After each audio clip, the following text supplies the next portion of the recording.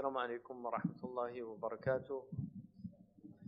اللهم صل وسلم وبارك على سيدنا محمد وعلى آله وصحبه وسلم تسليما كثيرا. اللهم لا علم لنا إلا ما علمتنا إنك أنت العليم الحكيم. اللهم علمنا ما ينفعنا وانفعنا بما علمتنا وزدنا علما. اللهم افتح علينا فتوح العارفين ووفقنا توفيق الصالحين. ولا حول ولا قوة إلا بالله العلي العظيم. وصلي اللهم على سيدنا محمد وعلى آله وصحبه وسلم تسليما كثيرا. والحمد لله رب العالمين. The topic that I wanted to talk about today, for me, it's a very serious topic because in many places, in fact, all over the globe now, we are living in a time where the devil has tools that he's never had before, ever. For the first time in human history, you can backbite when you're alone because you have a cell phone and you can just call somebody up and start backbite. It used to be if you were alone, you couldn't backbite or do namima or do these things. But now you can backbite on your chat room. You could text and backbite. And the Prophet ﷺ talked about the dangers of ghiba, because much of what goes on now on the internet is really ghiba. When you leave somebody puts something up on the internet, and then all these people have to say these terrible things about them, whether they deserve them or not. They just feel compelled to, and it's all done with anonymity because they're cowards. People won't come and say to your face, but they're cowards. So they'll do it with anonymity, but the angels know who they are. You can be Killer 23 on the internet, but the angels know that you're Abdullah, the son of Abdullah, and they'll write that down. So you can't get away with it. There's no anonymity in the unseen world. The other aspect is the television and films and music. One of the interesting things about Islam is the tension that the ulama had with music. Nobody can make a blanket statement that it's mujma' alayh. If you read Shawkani and Nail al-Awtar, he has a section on this and talks about the khilaf that existed about music. Imam al-Ghazali, Abdul Ghani al-Nablusi, and other great scholars have sections about sama', which is a sacred type of music that they thought was a good thing and permissible. But the ulama were very wary of music because they understood how powerful music is. And how seductive it is, and the effects that it has on the soul. This actually goes back to the ancient Greeks, who Plato in the Republic, Socrates is the voice that he uses, but Plato in the Republic actually outlaws certain types of music in the Republic because they were so harmful to the soul. And ethos theory is the theory of the effect that music has. In fact, Al-Farabi, who wrote Kitab Al-Musiqa Al-Kabir, the big book of music, which I have in my library. It's a huge book, very heavy.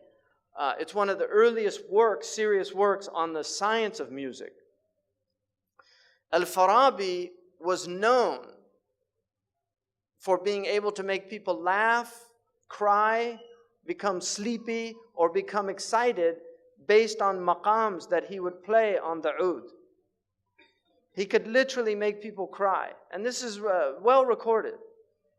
And this is what you find when people go to concerts. They get very agitated. They have to move. They don't know why, but they have to move. They can't stop moving because the music is having an effect on them. There's demonic effects that sounds have, and then there's angelic effects that sounds have. And so the ulama were very concerned about the demonic effects of sound. And they understood that one of the things that the demons have always used is music to lure people away. In fact, in the hadith about Dawood alayhi salam who sang, the Psalms. He had a beautiful voice and he sang, which is musical, but it was angelic. Shaitan got a little band together and he put it on the side of the road, and the people on their way to hear Dawood would stop and listen to the band of Shaitan, and they would forget about Dawood. And so this was the tension that the ulama had, and it's very important that that tension exists, because nobody can make a blanket statement that music is entirely haram, and nobody can make a blanket statement that it's halal. And so that tension is there so that Muslims never go too far into that thing. Because now you see in the West, people listen to music all the time. They're always plugged in. They get in their car, they turn on the music. They walk, they put in their earphones, and they listen to their music. And people have long playlists. They spend a lot of money on these things. And so they're lost. They don't have free time to think anymore because their lives are filled with sound. So the demons have immense tools that they've never had before, and they're using them very effectively. And we're, unfortunately, the people of Haqq are not using them effectively at all. And Allah says, عَاقِبُوا بِمِثْلِ مَا عُقِبْتُمْ بِهِ. Fight with the tools that you're being fought with. The jihad of this age is between the ears. The jihad of this age is between the ears. Because this is the battlefield, is the mind of human beings, and by extension, the heart. So what I want to begin with a hadith which is muttafaqun alayh in the mustalah of the people of hadith. It means that both Imam al-Bukhari and Imam Muslim relate this hadith in their books. They relate it in a section called Bab al-Fitan. The fitna in Arabic is a very intriguing word because one of the meanings of it is intriguing, right? In other words, it pulls you in. So a fitna, the Arabs, I don't know why, but the Arabs call some of their daughters, they call them fatina, which means she's a fitna. She's somebody that causes fitna, right? In other words, she's attractive or seductive. You're attracted to her. So fitna is something attractive about it. People like fitna. I'll give you an example. You have Muslims that don't do anything. They sit around, they watch TV, maybe they go to the masjid. But when a fitna happens, suddenly they become so active. And they're on the phone, and we have to do something about this. And they really get active because fitna excites people. There's something compelling about it. And this is why in the Sahih al-Bukhari, when fitna happened, one of the greats, and this is the beauty of the Sahaba, because they were one of the many beautiful things about them. They knew that the Prophet ﷺ loved poetry. The Prophet loved good poetry. He particularly liked Ibn Abi Sult, who was one of the spiritual poets of the Jahili Arabs. He liked Labid and others. And in al-Bukhari, he quotes a poet. The Prophet himself never used poetry himself, but he listened to it, and he enjoyed listening to it at times. And he said, "Inna min ash-shi'ri la hikmah." In shi'r is wisdom. When the fitnas used to come, the Sahaba said, Ibn Uyayna relates this hadith in al-Bukhari, that they used كانوا يتمثلون بإمر القيس. They would remember the words of Imr al-Qais. الحرب أول ما تكون فتية تسعى بزينتها لكل جهول. When war first shows up, it's like a decked out woman seducing every ignoramus. That's from Imr al-Qais. When war first shows up, it's a seductive woman who's decked out with her zina. And the young men, they get excited and they run. حَتَّى إِذَا اشْتَعَلَتْ وَشَبَّ ضِرَامُهَا. Until the conflagration happens. And suddenly you're engulfed in the flames of war. وَلَّتْ عَجُوزًا غَيْرَ ذَاتِ حَلِيلِ. It becomes an old hag who's lost her husband. شَمْطَاءَ يُنْكَرُ لَوْنُهَا وَتَغَيَّرَتْ مَكْرُوهَةً لِلشَّمِّ وَتَقْبِيلِ. Ugly, foul-smelling, nobody wants to kiss or hug her. This is what they used to quote when war started, to remind them that war looks good until you're actually in it. And then you see that war is hell. And this is why the Prophet said, لا تتمنوا لقاء العدو, Sahih Bukhari, do not desire to go to war. It's a disease in the heart. But he said, if you're forced to, فَثْبُتُوا, be brave. But it should not, it's a sickness in the heart to want to go and kill other people. So this chapter is in the chapter of fitna, which also means civil strife. الْفِتْنَةُ أَشَدُّ مِنَ الْقَتْلِ. Fitna is worse than killing. Here it means persecution. So it can mean persecution. It can mean civil strife. Like when you have civil wars, is called fitna. It can also mean confusion. So it has many meanings. But all of our muhaddithun had a chapter called Bab al-Fitan. In the Bab al-Fitan, it's muttafaqun alayh, tu'rad al-fitanu ala al-qulubi kal-hasir. The end of time won't come until the fitan are shown to the hearts like a mat. Udan. Vertical and horizontal. And I'll get into this later, but I want to start with this. فَأَيُّ قَلْبٍ أُشْرِبَهَا, any heart that drinks it in. But the Prophet ﷺ used, if the Sahaba got it right, sometimes they didn't, but if the Sahaba got it right, the Prophet ﷺ used a passive form. It's called mabni lil majhul. Ushribaha. The heart is passively taking in these fitan. Then he said, nukita fihi nuktatun sauda. A black dot will appear in the heart.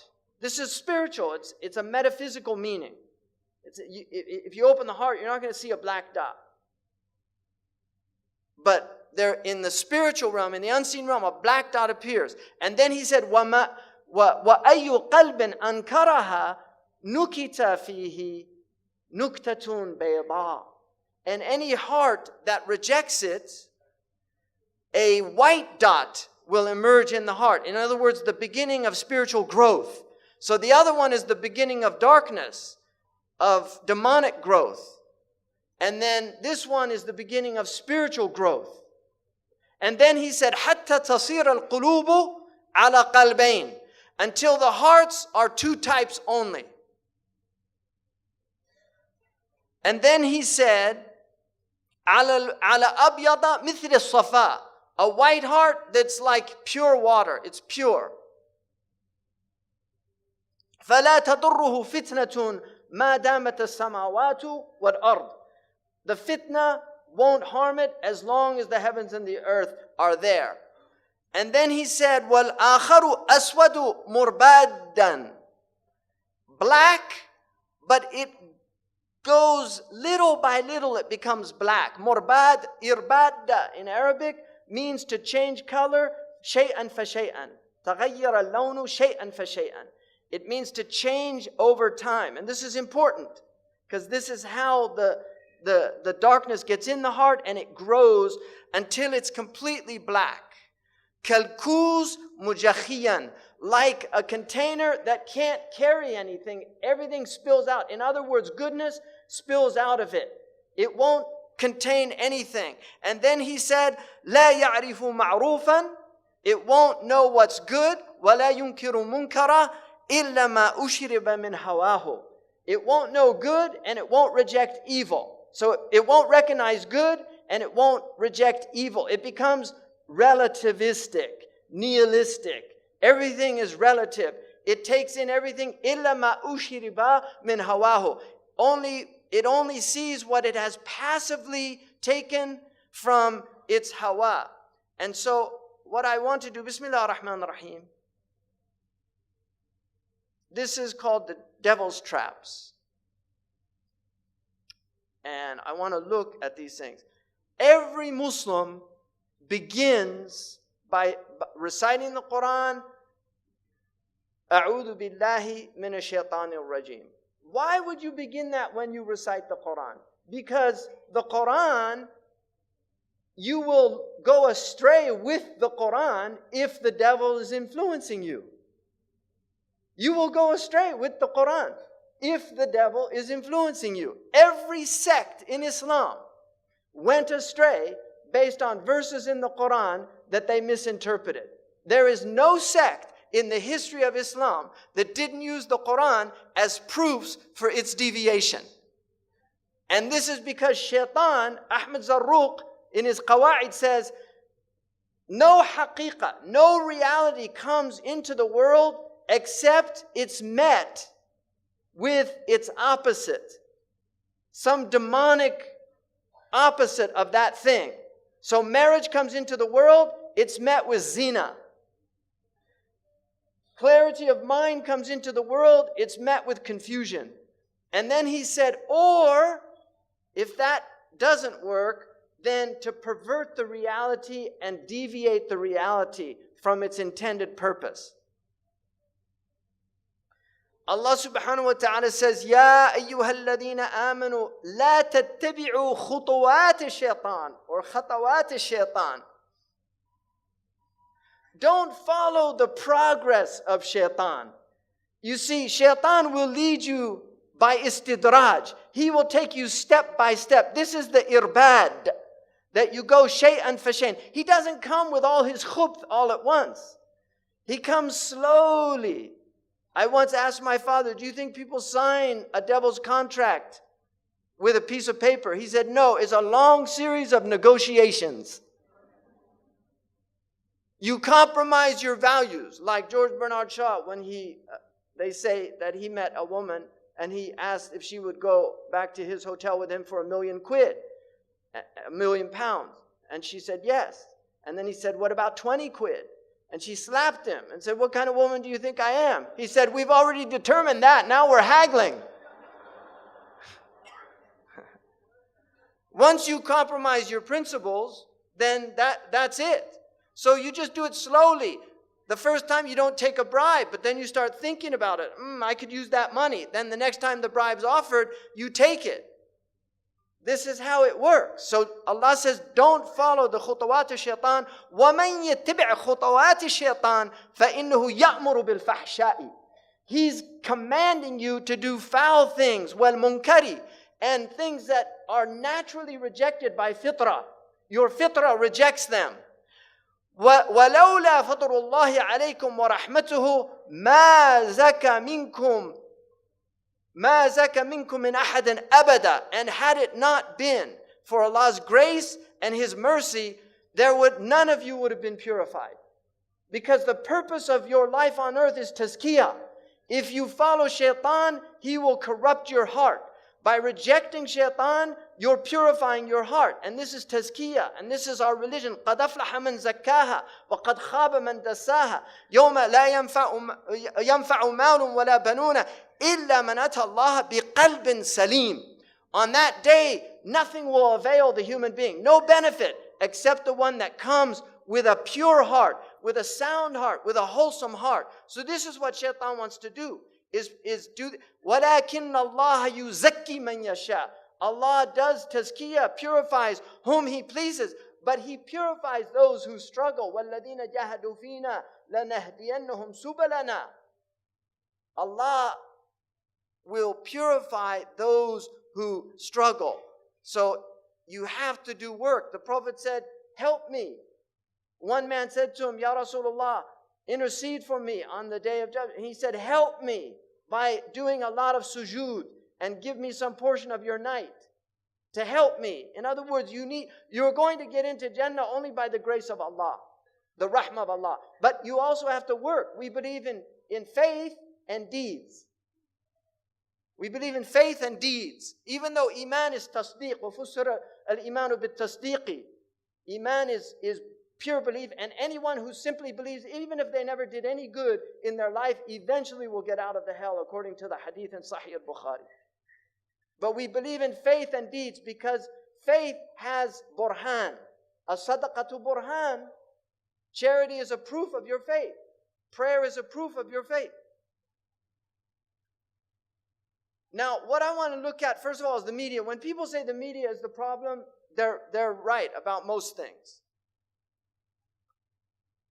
If you look, all of the research that we have indicates that media violence has increased in quantity, but it's also more graphic, more sexual, and more sadistic. This is the khutawat al-shaitan. If you watch films from the 1940s, the 1930s, the 1950s, you can see it's slow.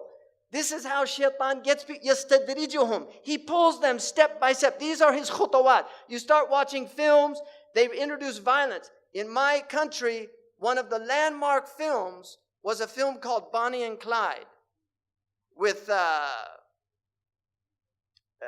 what's his name? See, people know, Warren Beatty. Yeah. There's a hadith that in the end of time, the shayateen will take forms and they'll tell you fictional stories and you'll say, I can see his face, but I don't know his name. It's in Sahih al-Bukhari. And there's a website of actors. The website is called, You Know Their Faces But Can't Remember Their Names. That's a hadith. It's amazing. Sadaqa Rasulullah sallallahu alayhi wa sallam. So that film was a major change in America in cinematography, because before that, graphic violence was not permitted. But this film showed blood, gore.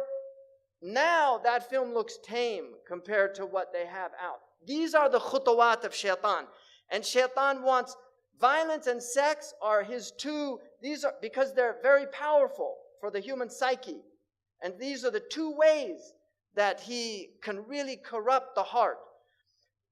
This is from the United States, so I'm using statistics from the US, but it's all coming to you, unfortunately. So 80% of R-rated movies, right?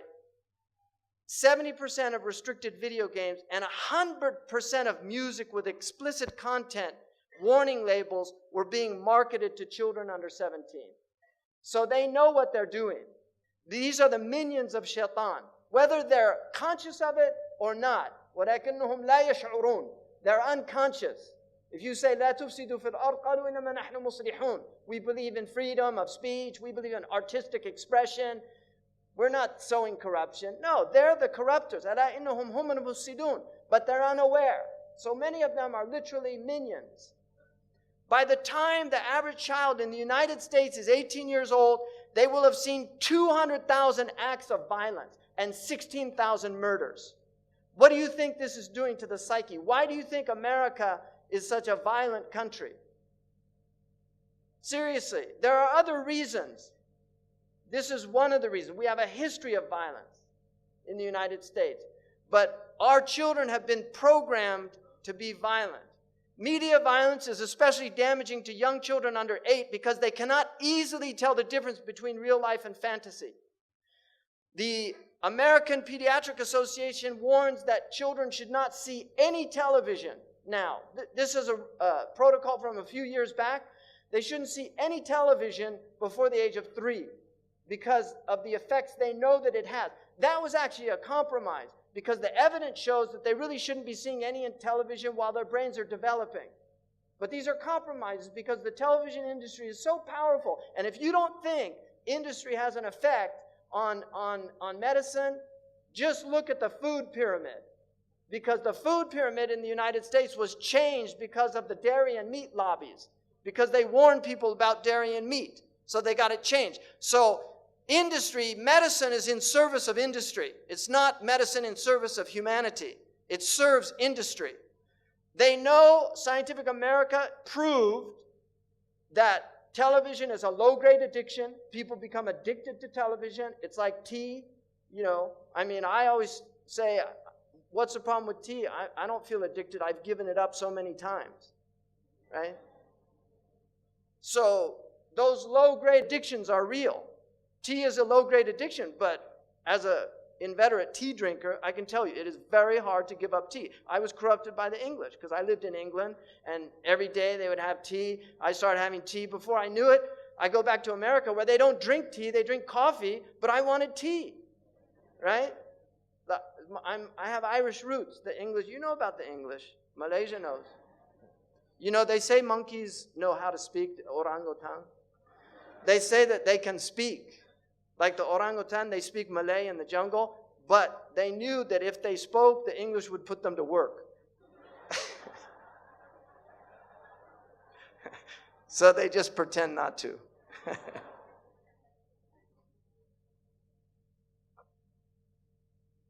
So, TV and film. You have so much children's violence. This is a cartoon for children. You know, this is traumatic for kids. Trust me. I have a person I know who was a child psychiatrist, and he told me he had so many children that had Disney film trauma. Every single Disney film has a dead mother or a mother who dies in the film. Why do they do that? It's traumatic. They know what they're doing. Disney is an evil empire. And this is not a joke. Disney is an evil empire. And why does Disney spread this global message out to turn little girls into princesses? We don't want, all you need is one princess in a country. Or maybe, okay, you have 9 sultanates, so you have to have more. But you don't want a lot of princesses in a country. You want women that will serve, that will work, that will do things. They don't expect everybody to do it for them. And I know the sultanas here serve and do things. That's true. But the Disney princess is served. And all the children are little warriors. So they have this violent attitude in their film. I mean, look at this. It's just unbelievable.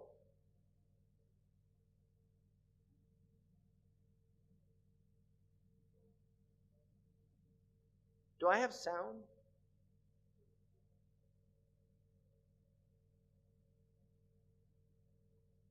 I put it up. Where's the sound? Okay, hello, Earth. So good to see you. Seeing me. We know you find TV irresistible. And Hulu. Yeah. Now follow me. Below the curtain.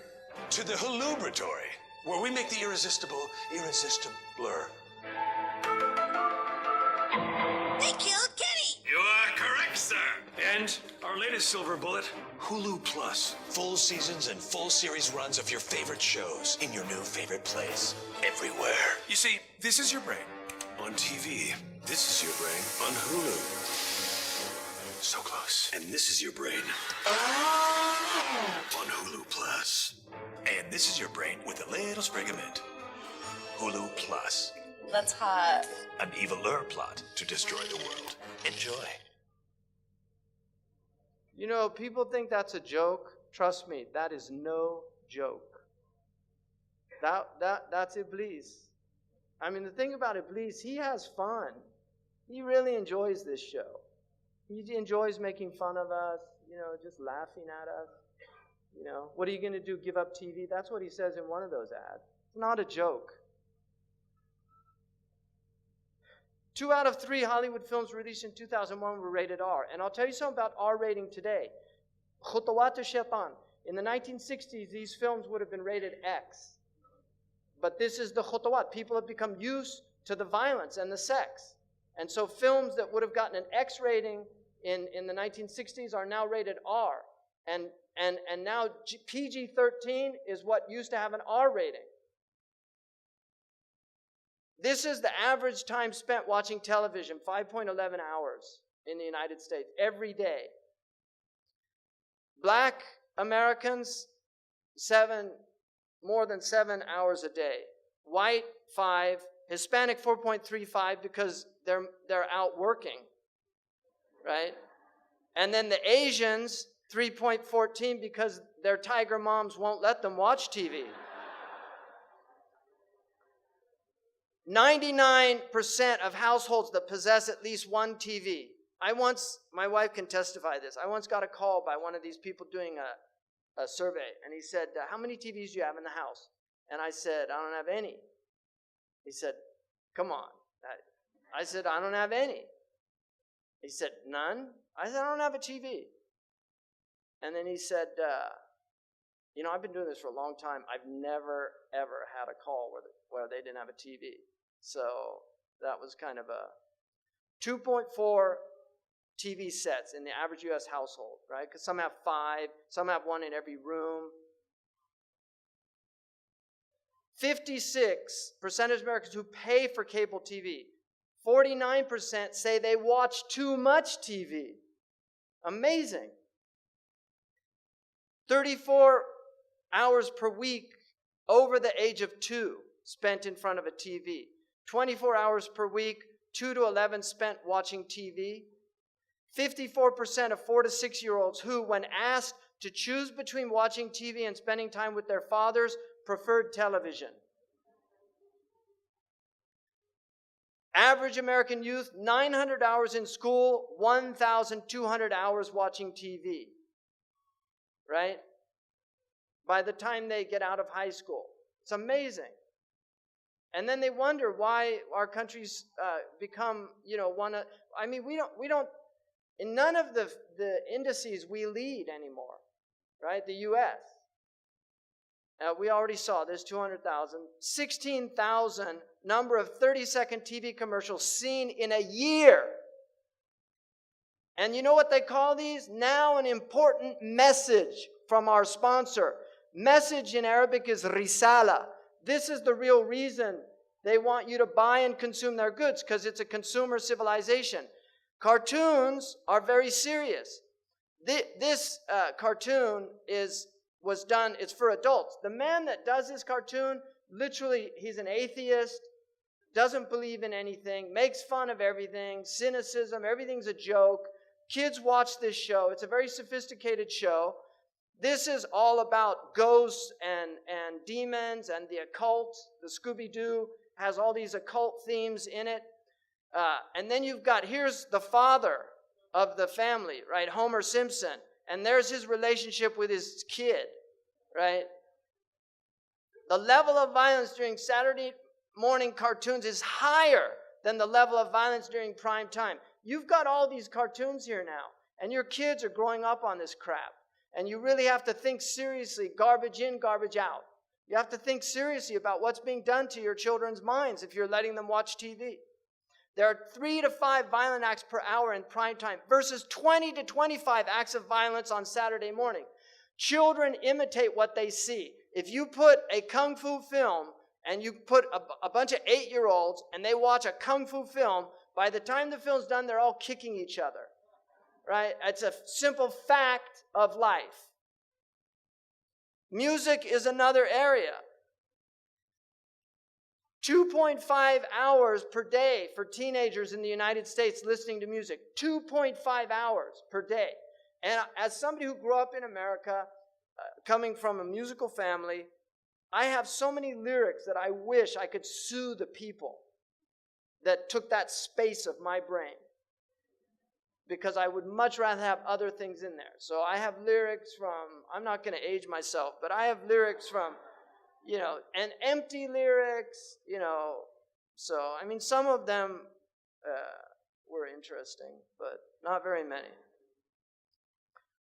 One of them was advertising signs convince you to think you're the one that can win what's never been won, that can do what's never been done. Meantime, life goes on outside all around you. So that's a useful little piece of lyric, right? 1 in 3 popular songs now contain explicit references. Khutuwat, you see, songs used to be like, if you go back to the 1960s, the 1940s and 30s, listen to the songs. Don't, but I can tell you, they were innocent lyrics, mostly innocent lyrics. Some of them had subtle things, but people couldn't work them out unless they were sophisticated. But most of them were just simple lyrics, right? Even in the 1950s, you ain't nothing but a hound dog, right? Crying all the time. Came in late last night, about 10:30. That gal of mine wouldn't let me in. Move over, big little dog, because the big dog's moving in. He's in the doghouse, right? These are the type lyrics they had. or teach your children well. Their parents' hell did slowly go by. Don't ever ask them why. If they told you, you would cry. Just look at them and sigh and know they love you. That's about parents. Sometimes you get bad parents. Just know that they still love you, even though they're lousy parents. Those are the kind of lyrics. Now, you can't even listen to the lyrics because they're so disgusting, right? They are so filthy. And Fakhruddin al-Razi, in his commentary, says about the verse in the Quran where Shaitan is threatened that you will try to seduce them with your voice. He says by giving them foul lyrics that their children will memorize and repeat. That's in Mafatih al-Ghaib. That was in the 13th century. So what are we doing now? This is the khutuwat of Shaitan. He's taken people by degrees. America used to be a relatively moral country. It used to have moral values. People used to go to church. They believed in God. They didn't use drugs by and large, right? I mean, it wasn't that long ago. Now you go there and 1 out of every 4 women has a venereal disease they can't get rid of. I'm not making this up. You can see the CDC research on this. Right? HPV virus, it's a major problem in the United States, causing cervical cancer, genital warts. These are real problems. And now they're promoting sexual behaviors that are pathogenic. They're promoting pathogenic behaviors that, in America, you have all these advertising against saturated fats. Like a Big Mac is not going to kill you if you eat 1 of them. It'll do some damage, but it won't kill you. Even if you ate 100 of them. It's going to make you sick, but it's not going to kill you. But 1 time of rectal intercourse can be a death sentence. 1 time. And yet in America, they have all these ads warning people against saturated fats, and there's no ads warning them against deviant sexual behavior. Why is that? Because there are lobbies that say that is hate speech. Why is that? It's not right. You should warn young people that you can get a venereal disease that you'll never get rid of. And as somebody who worked as an RN, I worked 2 years with a gastroenterologist. I saw firsthand the effects of rectal intercourse. And this is why it's prohibited for males on males or males on females. It's haram in our religion. It's not about homosexuality. It's simply about this sickness. Because if you do that, you will get very serious sicknesses. Your sphincter loses its control. One of the things, a miracle of the Prophet, is he said that the people of Lut, they couldn't control their wind in their majalis. It's in the hadith that they used to pass wind because they lose the sphincter is no longer doing its function because they've ruined the function by doing something that was never meant to be done. But they don't teach people this. They say, oh, it's normal, embrace yourself.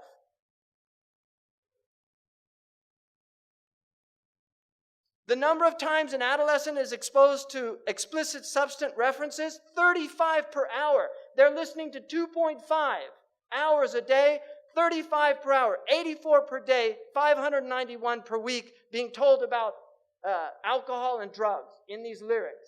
These are the khutuwat of Shaitan. A long way from Puff the Magic Dragon, which they said was a 1950s song that was really about smoking marijuana. Puff the Magic Dragon, live by the sea, right? 30,700 a year. References to drug or alcohol in songs. Pop, 9%. Rock, 14%. Hip-hop, R&B hip-hop, 20%. Country, 36%. Rap, 77%. And we've got all these kids listening to rap. Now,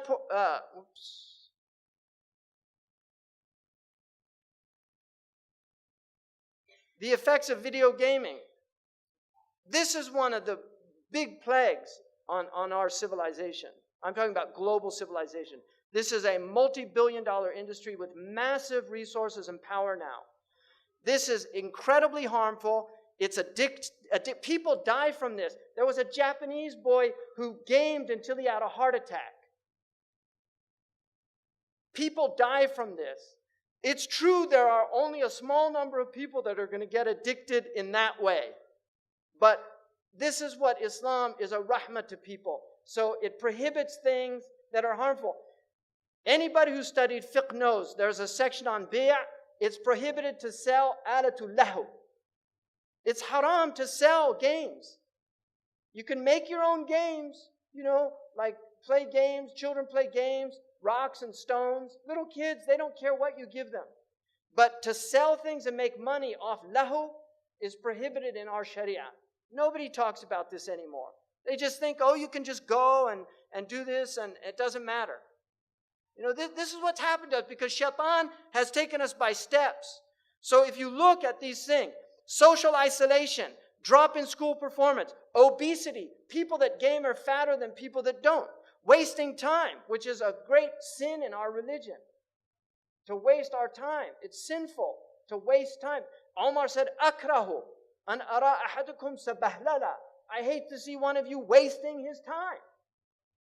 Imma fi dunyahu aw imma fi ukhrahu. Be doing something to benefit your dunya or something to benefit your akhirah.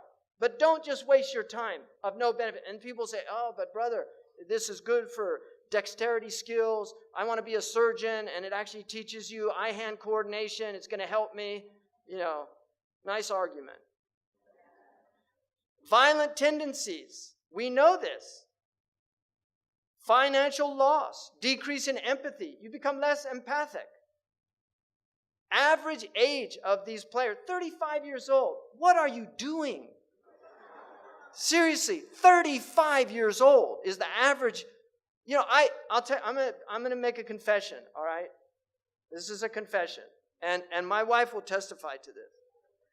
When I first got back to the United States, when I left, there were no computers. When I got back after 10 years being overseas, there were computers. All right? I actually met my wife. She taught me how to use the computer. So that's how I met. So I owe computers to that. But there was a game called Tetris. And I had never done this before. So I started playing it. And it was really interesting. And I was, okay. And I worked it out. And I don't even know how long I played it for. When I finished, I turned away and I was seeing those images come down. I never did it again. And my wife would testify, I don't play any of those games. I've never played any of those games. I am against those games. They're evil games. And I really encourage you just to give them up and utilize your time. Learn a language. Go talk to the Orang Asli about Islam. Go clean up. Get volunteer groups that do litter pickup on your streets. Seriously, go do something useful. Go work out. Keep your body healthy. Go play soccer. Go visit your grandmother. Go to a hospital and visit people that aren't getting people visiting them. Do something useful, but don't waste your time doing this. 49% are 18 to 49-year-olds. 25% less than 18-year-old. 26% are over 50 years old. So this is ammat al-balwa. Look at the physical fight. Gamers, 40% of females have been in a physical fight in America, 51% of males. Look at the non-gamers, 14% as opposed to 28%. And they'll say, but you can't prove any correlation, right? You can't prove it. You don't need a rocket scientist to just know the obvious. It's like the study they did in America to find out why pizzas burn people, the roof of their mouth, and then they found it's because the cheese covers the heat on the tomato sauce, right? After spending a lot of money to work that out. This is the kind of stupidity that, right? Poor grades.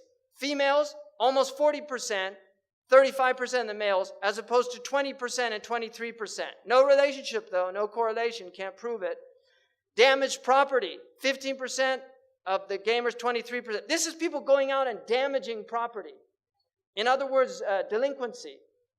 5% of females, 10% of males, which is still high, I think.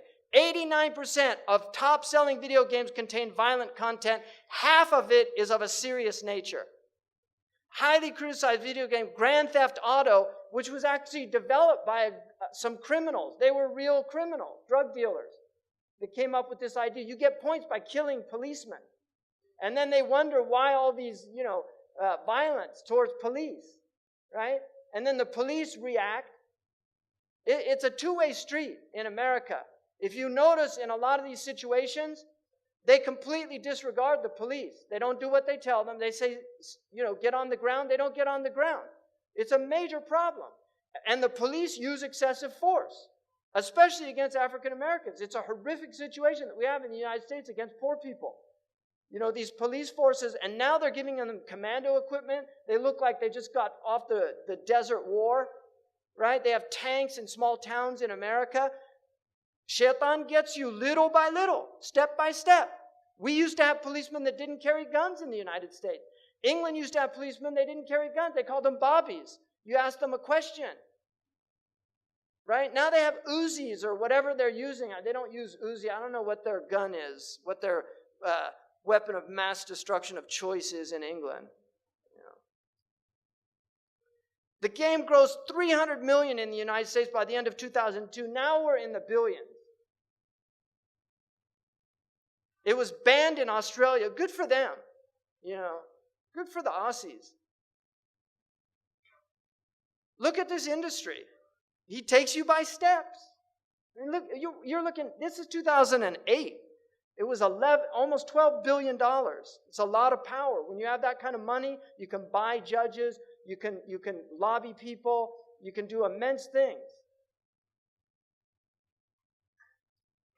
This is the world that we live in now that's been created. Just watch this scene. This is a game. This is a game that people play.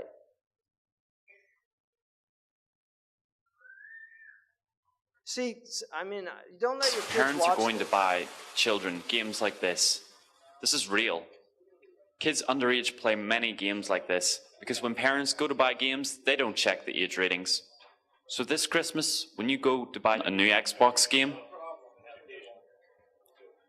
check the age rating. Yeah, that's to me a lousy message. Don't go buy it. That's the real message. Don't buy it. Forget the age rating. So now we're going to get into where this is all coming from. This is a book from the 15th century. It's a picture of the devil, and this is something, Muslims used to sometimes depict things, Kitab al-Bulhan. But I want you to look at his hands. You see this sign? I don't even want to do it on film because people will take a clip and then have me in one of those pictures doing that sign. It's an evil sign. Don't do these signs, right? And kids watch Spider-Man and then they want to do the sign because Spider-Man does it, right? And you don't want to be a Spider-Man, right? You want to be a human man, right? Not an arachnoid, a humanoid. These signs, even this one, which I don't like doing, but that sign, Muslims should not do that sign. That actually comes out of magic. These are signs that were, they're magical signs. We have no symbols in our religion. Even the crescent and the moon, it's a Seljuk tradition.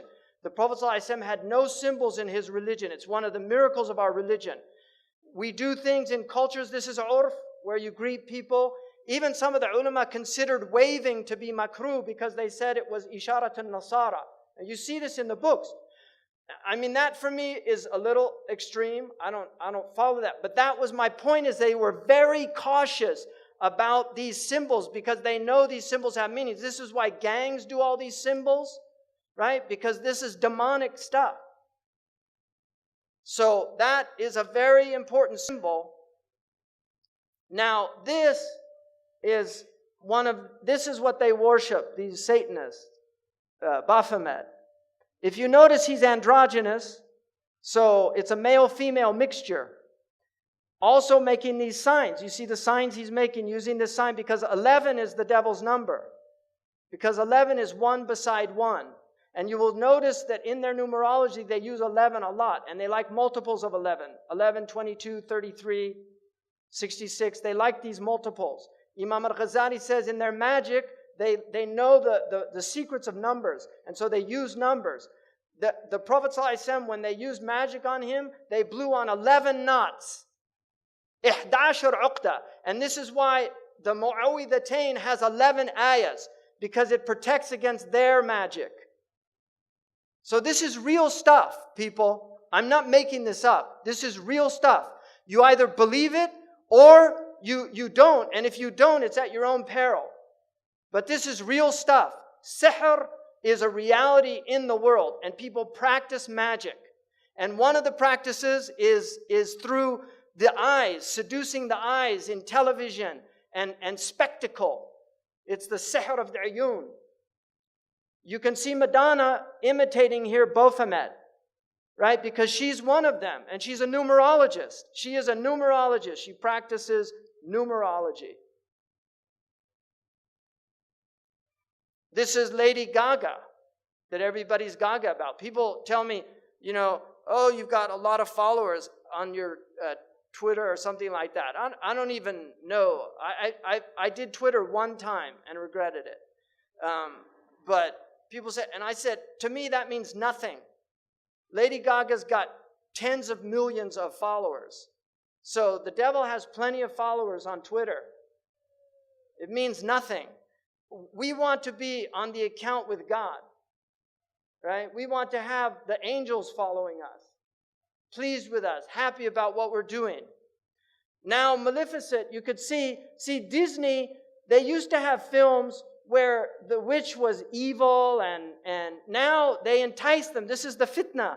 They make a beautiful, they used to make them old hags. If you see the old film, the witch was an old hag, but we get them by degrees. Now they take somebody that many people consider a very beautiful woman, and they put her in Baphomet's mask, and then it becomes seductive. He takes people by degrees. I mean, what is this? Why are they doing this? Why are you wearing horns? We're human beings. We're not demons. And then you can see these signs. Why do they use these symbols? Now, this man over here, LaVey,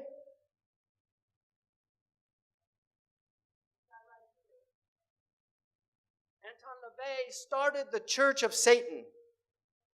He wrote a Satanic Bible, and he explained that symbol that they're all doing, that you saw on that Muslim graphic of the devil, that symbol, he said, was a curse symbol of devils. That's the way they put curses on people. Right? And you've got people at rock concerts, they're all doing it, thinking it's cool. Marilyn Manson was a follower of Anton LaVey. He has tens of thousands of people go to his rock concerts. He has them openly denounce God. Openly. He says, I want you all to reject God tonight. And they all do it. So this is real stuff, people. He's very committed to this. He's a minister in the Church of Satan. And they use music. Because music is fitna. It's enticing. It sucks you in. You like it. It's enjoyable. This is what he looked like when he was a little kid. And this is one of their symbols also. They use astrological symbols. This is him on stage. This was a cover of the Beatles because John Lennon was heavily involved in magic.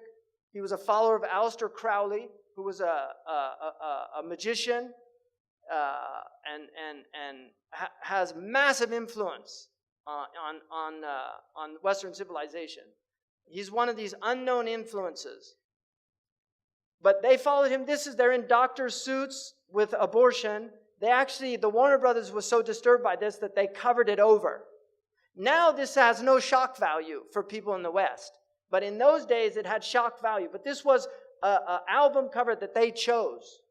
Because they believed in free sex. Free sex necessitates abortions because people get unwanted pregnancies. Right? This is khutawat al-shaytan. That's how He takes people.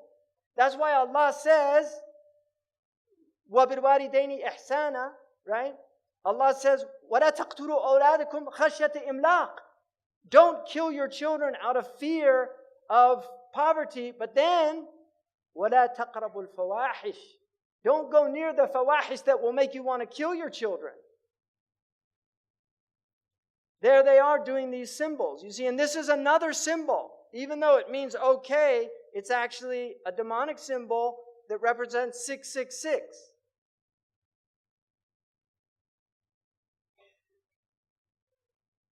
There you can see in the background doing the symbol, the Masonic hand.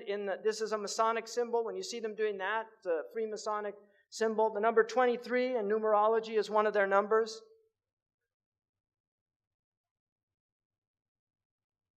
Now look at this young girl, mashallah.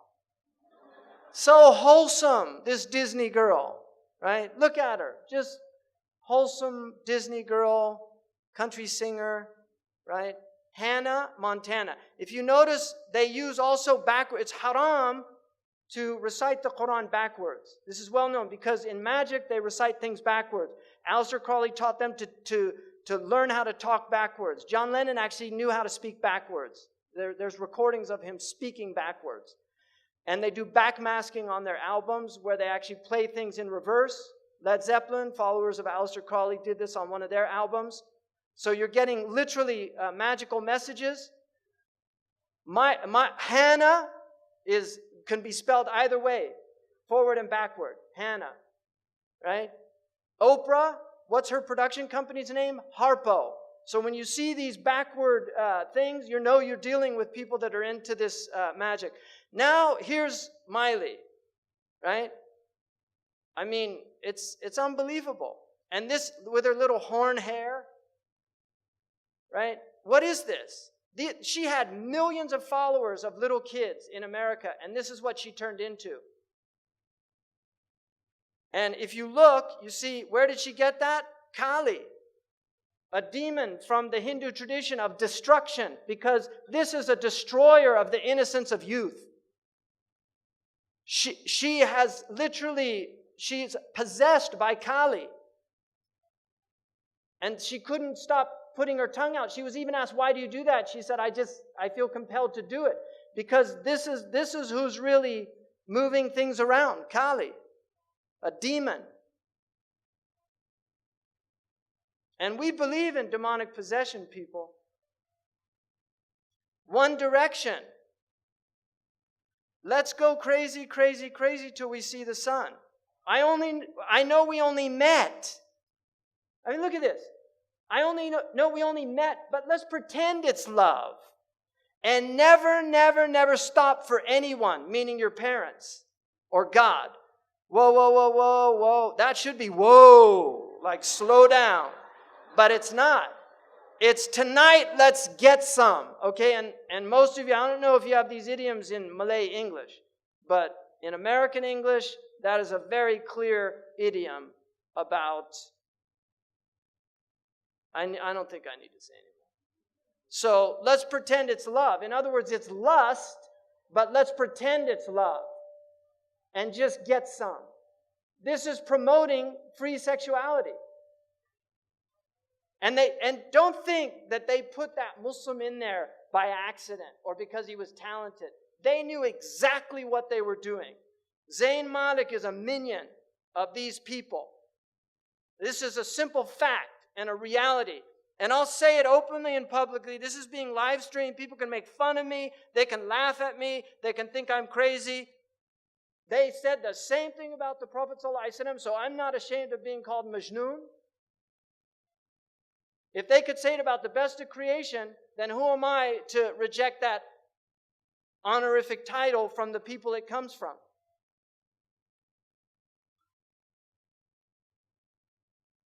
Channeling, the act or practice of serving as a medium through which a spirit purportedly communicates with living persons. That's the definition of channeling. A lot of these actors believe in channeling. So they actually invoke spirits. Ladies and gentlemen, Shirley MacLaine.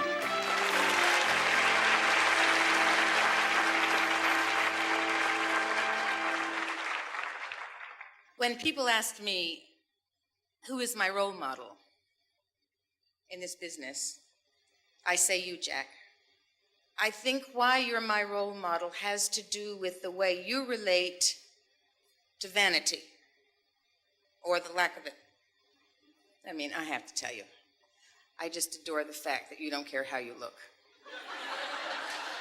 I adore how you commit to the part. You don't care about your little bald spots. You don't care about your stomach. Remember that wonderful stomach.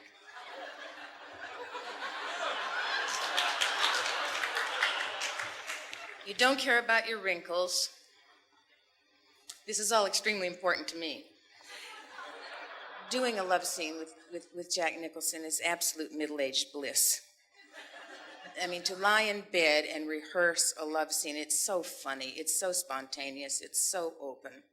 We're lying in bed and we're rehearsing the astronaut Garrett Reed love scene. He's explaining to Aurora what it was like to walk on the moon. She's loving it. And then we launched into the first take, and two voices came out of you. Do you remember this? Two voices, and they were simultaneous words, but they were two levels of sound. And I looked over at you. You were amazed. I was amazed, and you said, "Well, sure, I'm many different people." I said, "No, Jack, you're channeling." So I'm many different people. That's literally what the devil says in the New Testament when he's asked what his name is. He says, "My name is Legion." A lot of different names. Two-toned coming out, two voices at the same time. That's clear. They do what's called method acting, where they invoke. Crowley said the quickest way to invoke a spirit is through acting. So they do a method technique, and they stay in character for the entire film. Jack Nicholson, in some films, scared people because he would play psychopaths. And he would stay in character even when the filming wasn't being filmed. And it was like he was possessed, because that's what they do. Heath Ledger, who played the Joker, and that had previously been played by Jack Nicholson, when he was killed, they told Jack Nicholson and asked him what he thought. He said, "I warned him about that role." That's what he had to say. So this is Anton LaVey. The birth of TV was a magical event foreshadowing its satanic significance. TV's infiltration has been so gradual. You see, khutuwat, it goes slowly, so gradual, so complete that no one even noticed. So people, 50 years ago, you couldn't have shown the violence. It's gradual, but now it's happened. People say, what happened? It was slow. It took time. Shaitan has till Yawm al-Qiyamah. Anzirni. Give me time. And Allah said, you have till Yawm al-Qiyamah. And he said, I'm going to get them all. I'll get them all. He has time. He's slow. He works slow. He works at you slowly. Shaitan takes his time. People don't need to go to church anymore. They get their morality plays from television and the movies. That's what teaches them morality. Many of you already read my writings indicating that TV is the new God. There is a little thing I neglected to mention up till now. Television is the major mainstream infiltration for the new satanic religion. Anton LaVey wrote this. Now, this is a man who had several actors and actresses that were his followers. They were literally his followers. So he's not talking as some kind of marginalized. This is somebody who had influence in Hollywood. And one of his followers had a heavy influence on many of the major directors in the United States. Dajjalic culture. Inni la'undirukumu. I'm going to warn you about the Dajjal. وَمَا مِن نَبِيٍّ إِلَّا وَقَدْ أَنذَرَهُ قَوْمَهُ. No prophet except he warned his people.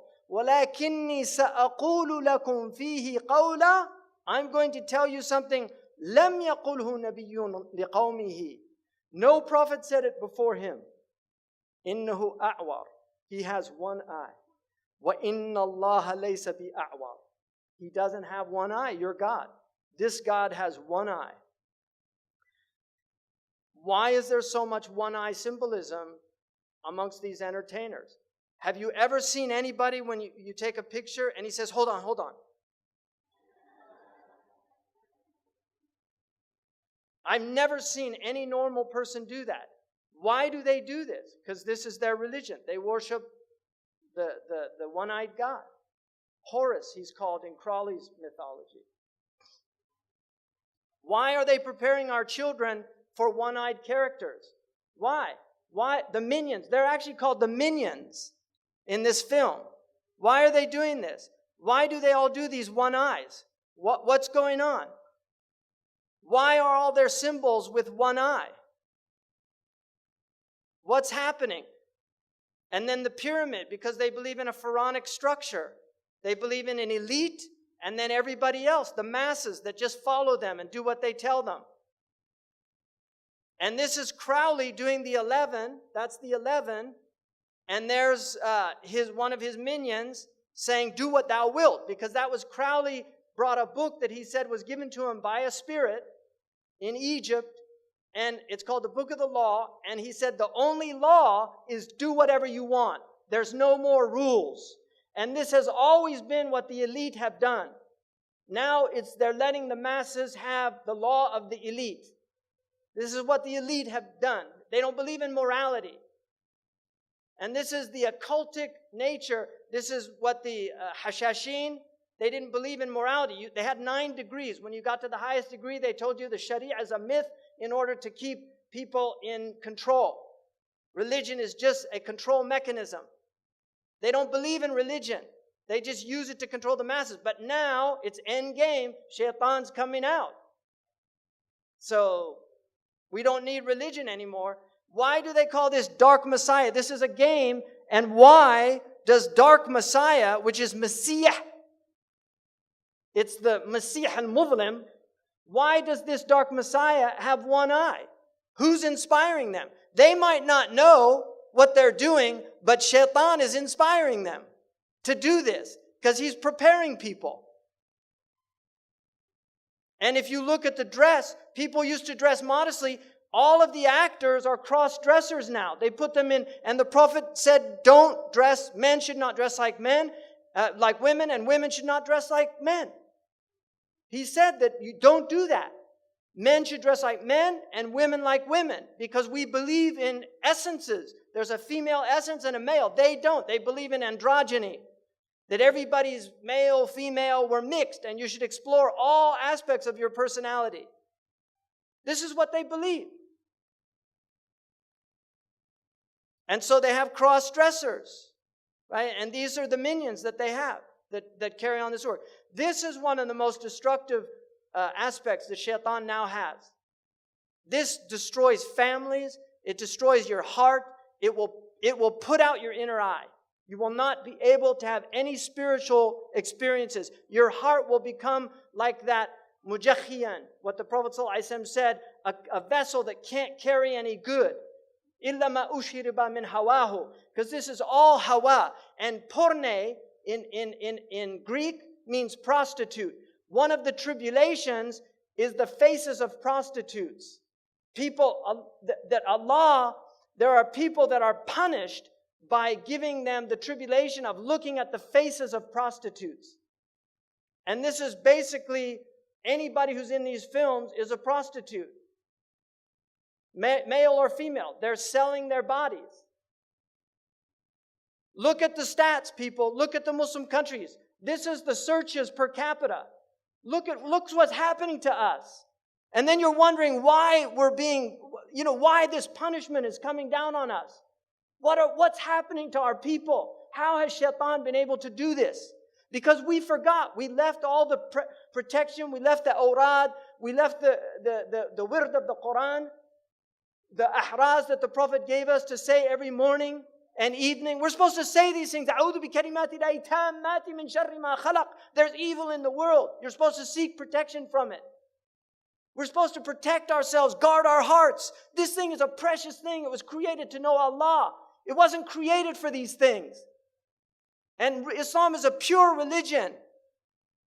The Muslims that migrated out of India called it Pakistan. The land of purity. Muslims are supposed to be pak. They're supposed to be tayyib. The Prophet said, الطيبون للطيبات. This will corrupt the heart. It will make it aswad mirbad, black. Internet websites, 4.2 million, 12% of total websites. Pornographic pages, 372 million. These are sound stats.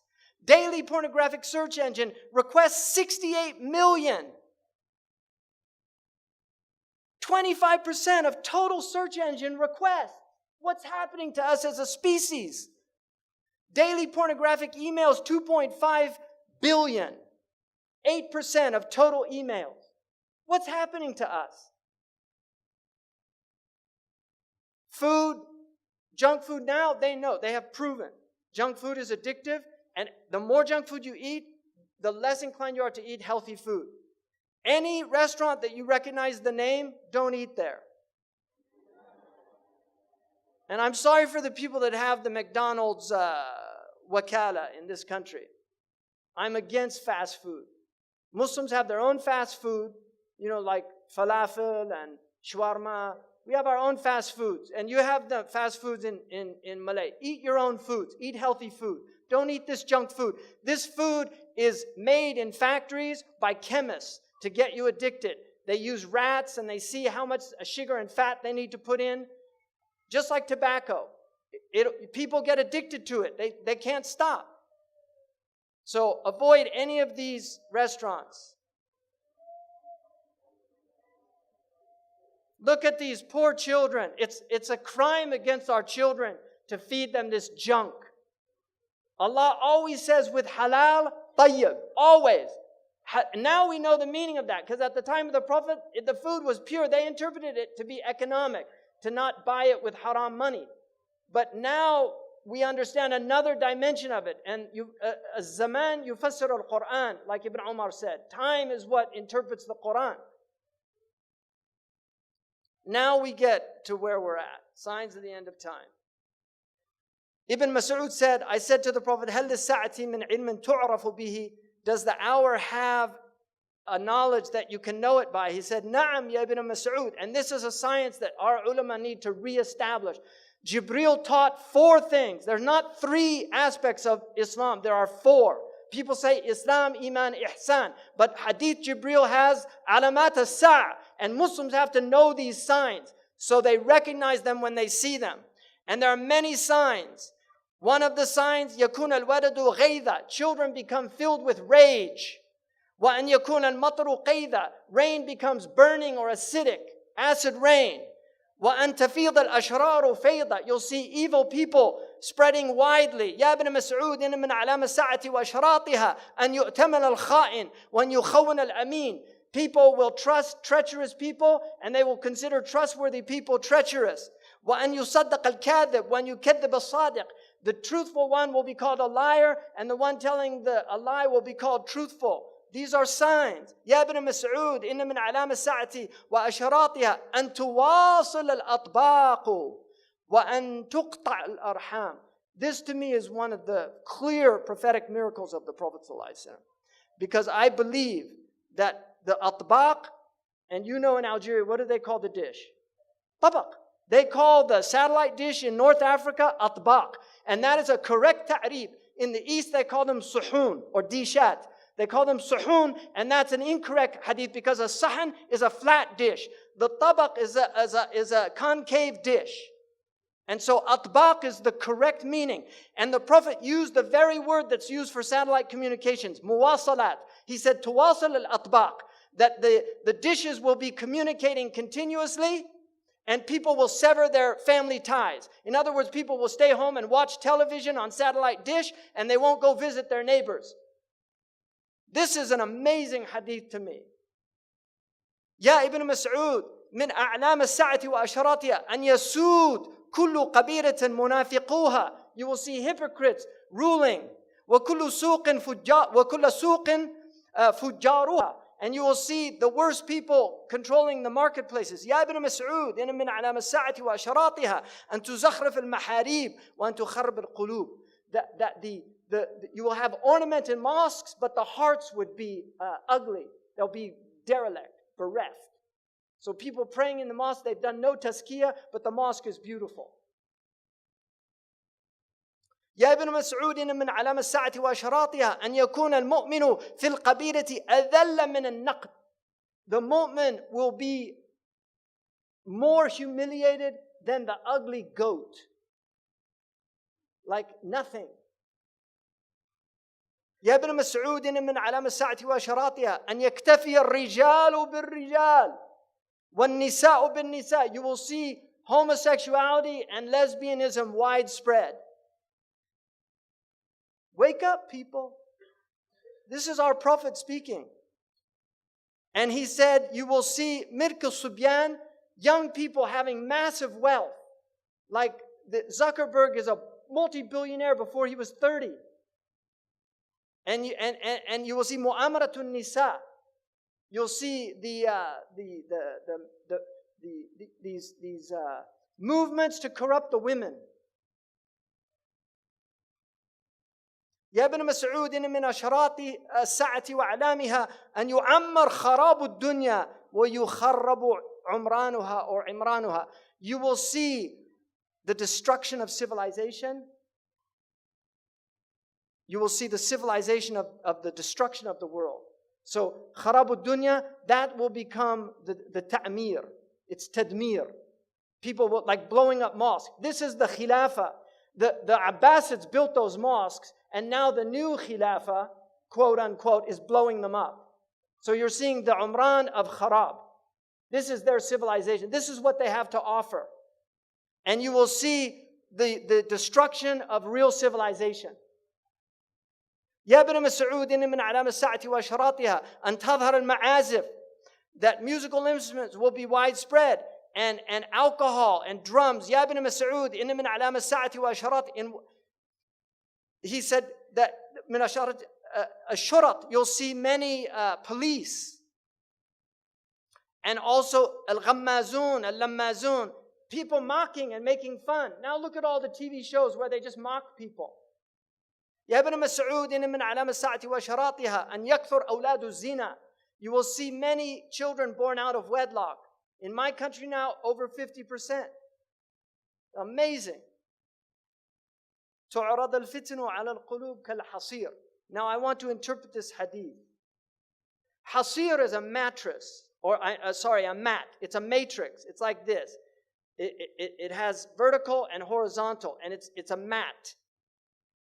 And the Prophet said that the fitan will be shown to the hearts like a mat. Udan. The oud is like one of it has two lines, a horizontal and vertical line. Any heart that drinks it will become white. I already did that. But if you look now, this is the TV set. You see, it's a hasir. This is the set. It's a hasir. It's a mat.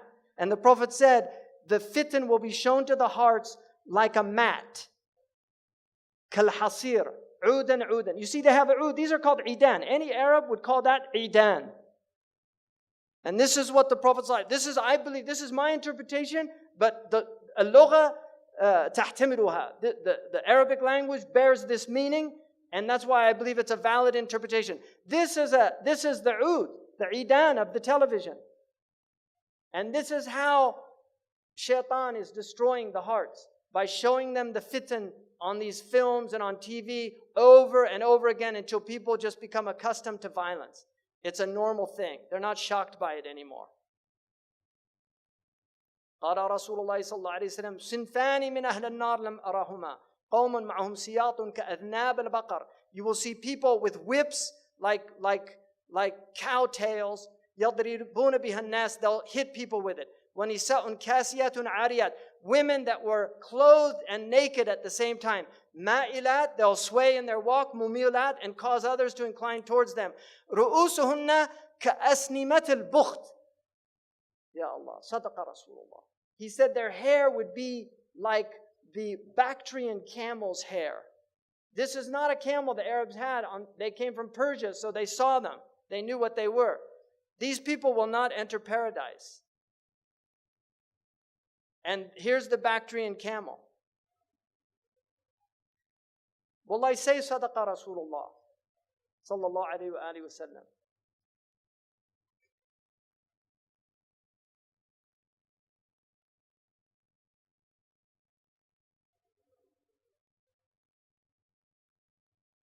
La ilaha illallah. Allahumma salli ala Sayyidina Muhammad.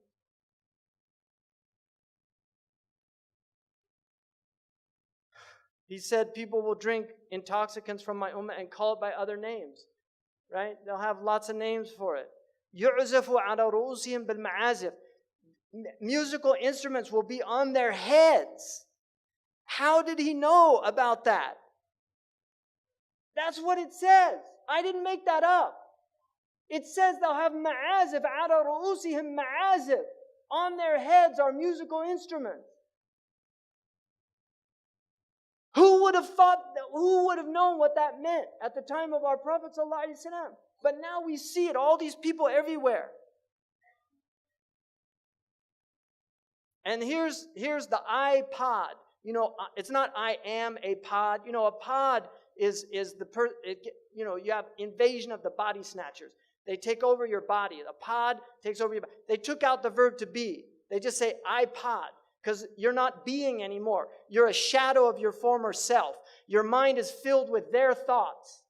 You're not even yourself anymore. You're listening to Rihanna or Madonna or Haifa Wahbi or whoever the latest fashionable singer is. أعوذ بالله من الشيطان الرجيم. اللهم بلغ. اللهم بلغ. اللهم بلغ. يا أيها الذين آمنوا لا تتبعوا خطوات الشيطان. Don't follow his, he'll take you by degrees. He'll take Malaysia by degrees, just like he's taken all these other countries. He's taken them. They're all in fitna. They're all killing each other. The only one's happy about this Iblis. He's happy about Syria. He's happy about Egypt. He's happy about Libya. He's happy about Yemen. He's so happy. He wrote the happy song. Really, he wrote that song. Like a house without a roof. He took the roof off Darul Islam. We have no protection. The storm comes, there's no protection. Now there's no roof because the satellite goes through the roof. So it's beamed into your house. You don't have the protection of your home anymore. What did the Ashab al-Kahf do? They fled to the cave. Right?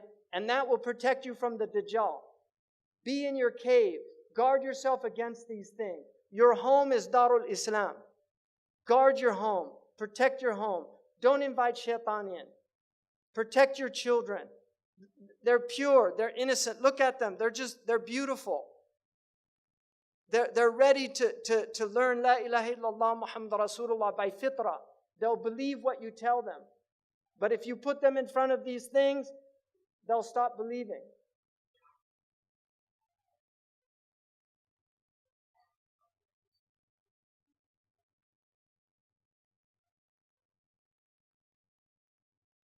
Alhamdulillah, Jazakallahu khairan, Sheikh Hamza Yusuf, for a beautiful speech, for a beautiful presentation. May Allah make this in the scale of your hasanat and the scale of each and every one of us here. Just to wrap up, inshallah, with dua, so please do not miss the dua, inshallah. There is a great book that I'm sure Sheikh, inshallah, have definitely read it.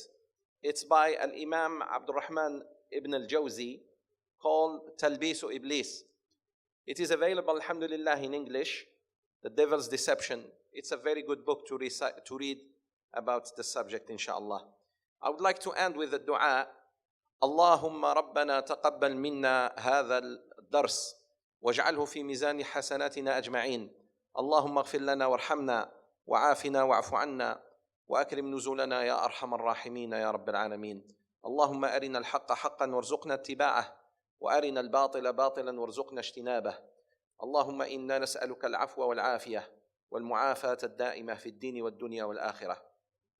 اللهم علمنا ما ينفعنا وانفعنا بما علمتنا وزدنا علما وزدنا فهما وزدنا حكمة وزدنا تطبيقا. وصلى الله وسلم وبارك على نبينا محمد وعلى آله وصحبه أجمعين. سبحان ربك رب العزة عما يصفون وسلام على المرسلين والحمد لله رب العالمين. Thank you very much for coming. والسلام عليكم ورحمة الله.